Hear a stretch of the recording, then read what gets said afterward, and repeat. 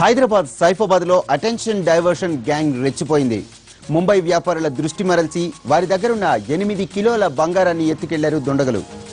ఈ విషయానికి సంబంధించిన మరింత సమాచారం మా ప్రతినిధి రమేష్ వెట్లని అడిగి తెలుసుకుందాం. రమేష్, చెప్పండి, బంగారం చోరీ ఘటన ఎక్కడ చోటు చేసుకుంది? దీనికి సంబంధించిన డీటెయిల్స్ ఏంటి?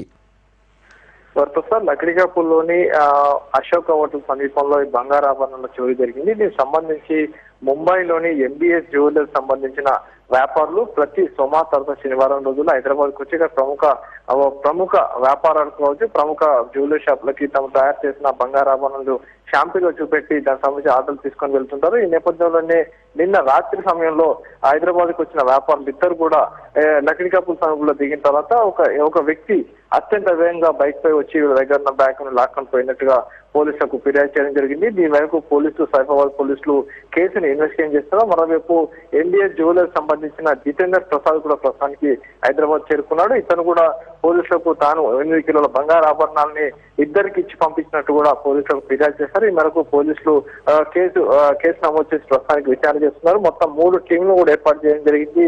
అయితే అటెన్షన్ డైవర్షన్ కాకుండా మొత్తంగా దారి దోపిడీ జరిగినట్లుగా ప్రస్తుతానికి పోలీసు అధికారులు చెప్తున్నారు. దీనిపైన 3 టీంలు ఏర్పాటు చేసి విచారణ జరుపుతున్నట్లుగా పోలీసు అధికారులు చెప్తున్నారు.